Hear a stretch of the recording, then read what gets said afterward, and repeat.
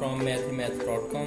Let's start with question number 30 of exercise number 5.1. The statement of this question is 4x into 3x minus 1 into minus 2 is equal to 2x minus 1 into 5x plus 1 into. इसको हमने solve करना है। तो सबसे पहले तो हम इसे इसके स्टैंडर्ड फॉर्म में लिखते हैं। स्टैंडर्ड फॉर्म में लाने के लिए हम इस पूरी इक्वेशन के लेफ्ट और राइट हैंड साइड को हम इसे सॉल्व कर लेते हैं। तो ये जो 4x है, ये दोनों एलिमेंट्स यानी ब्रैकेट के अंदर जो दोनों एलिमेंट्स हैं, इन दोनों के साथ जाकर मल्टीप्लाई हो जाएगा। 4x 3x से मल्टीप्लाई होगा तो ये हमारे पास 4x इंटू 3x आ गया। फिर ये 4x 1 से मल्टीप्लाई होगा तो ये इस तरह से आ जाएगा। -2 साथ में आ गया। बिल्कुल इसी तरह से ये 2x जो है ये 5x से मल्टीप्लाई होगा, ये 2x इंटू 5x आ जाएगा। फिर ये 5x जो है ये -1 से मल्टीप्लाई हो जाएगा यहाँ पे। फिर ये जो 1 है, अब नेक्स्ट की 1 के टर्न आ गया।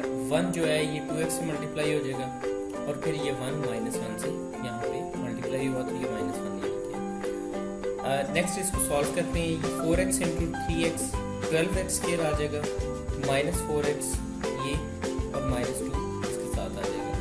यहाँ पे 2x into 5x 10x square आ जाएगा, -5x साथ में आ जाएगा, +2x -1 इस तरह से आ जाएगा। अब ये हमारे पास आ गया जी 12x स्क्वायर। अब ये जो 10x स्क्वायर है ये इक्वल साइन की साइड पे आया तो ये -10x स्क्वायर आ जाएगा। ये -4x है, -4x इसी तरह से साथ आ गया और ये -5x इक्वल के इस साइड पर उठ के आया तो ये +5x आ जाएगा। और साथ में यहाँ पे ये +2 है, ये इक्वल के इस साइड पर आया, यानी ये भी हम इक्वल की साइड पर लेके आ रहे हैं। आप ये देखें इक्वल के इस साइड पर 0 है, कुछ भी नहीं बचा, यानी हम सब कुछ उठा के इस साइड पर ले आए। तो जो जो इधर आता गया उसकी जो साइन था वो चेंज होता जाएगा। यहाँ पे इसके बाद हमारे पास यहाँ पे -2 साथ में इधर आ गया और ये -1 इक्वल के इस साइड पर आके ये +1 हो गया इज इक्वल टू 0 आ जाएगा। अब इसको सिंप्लीफाई करते हैं। 12x स्क्वायर में से 10x स्क्वायर सब्ट्रैक्ट हुआ तो हमारे पास 2x स्क्वायर आ गया। यहाँ पे 5x में से 4x माइनस हुआ तो ये -x आ गया और यहाँ पे ये 5x में से 4x माइनस हुआ तो ये +x और +x और -2x हमारे पास -x आ जाएगा और यहाँ पे -2 + 1 -1 आ जाएगा इज इक्वल टू 0।